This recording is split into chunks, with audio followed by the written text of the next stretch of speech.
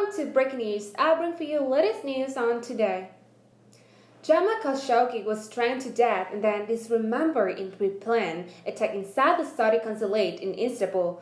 A Turkish prosecutor said on Wednesday, the first official confirmation from Turkish government about how the journalist died. It is the latest development in an ongoing, horrific murder case that sounds like it was pulled straight from the pages of a gruesome political thriller and threatens to undermine relations between Saudi Arabia and the world. In a statement released to the Turkish press on Wednesday, Istanbul's top prosecutor Irfan Fidan described the killing as premeditated and categorized recent meetings with Saudi Arabia's prosecutor about the ongoing investigation as less than helpful. Despite all our good intentions and efforts to unravel the truth, a concrete outcome was not reached from the meetings, Fidan's statement said. The Saudi official, Saud al-Mujab, had spent 3 days conferring with Turkish authorities in Istanbul but was scheduled to head back to Saudi Arabia later that day.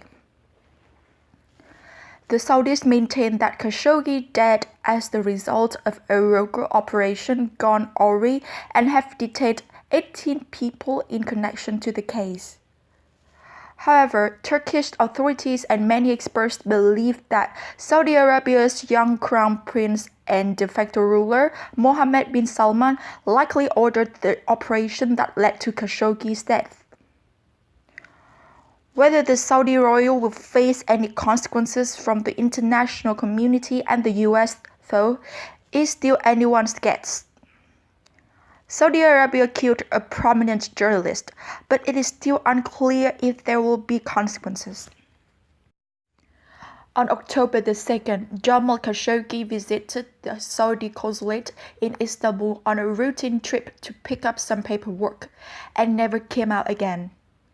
Khashoggi was a journalist and prominent critic of the Saudi government and a frequent contributor to the Washington Post.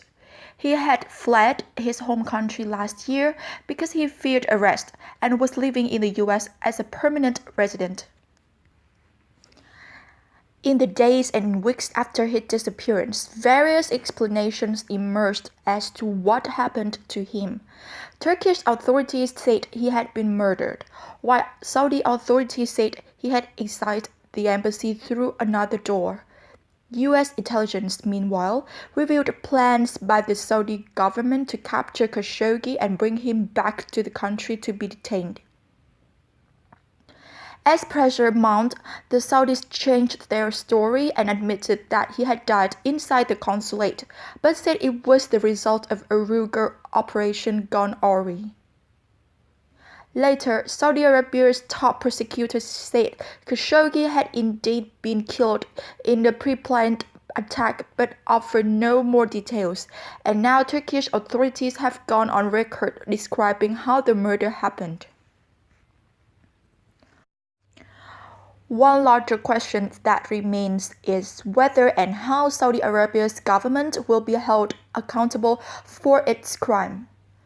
The United Nations and international human rights groups have roundly condemned the country, and some European countries have cancelled diplomatic visits over the issue. Germany went as far as to suspend arms sales.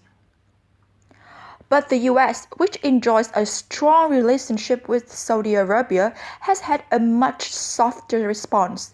While the Trump administration has implemented some low-level punishments, like revoking visas for several of the Saudi suspects in the case, the president has also expressed his unwillingness to truly upset relations with Saudi Arabia by canceling billions of dollars in lucrative arms deals and held back from withdrawing US support of the bloody Saudi-led war on Yemen.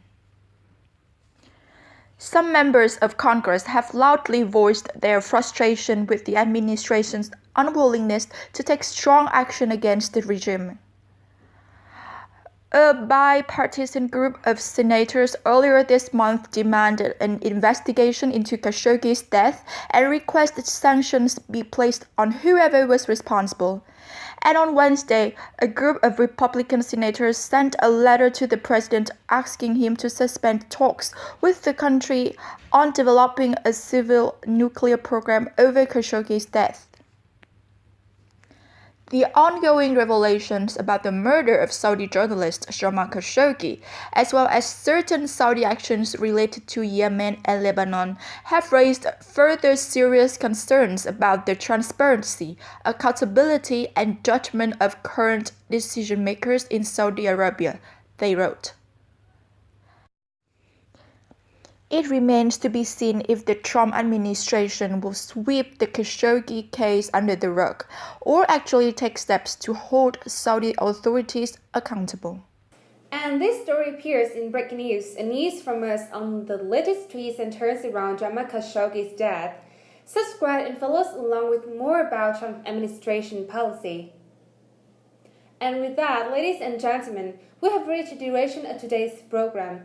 Thank you for watching.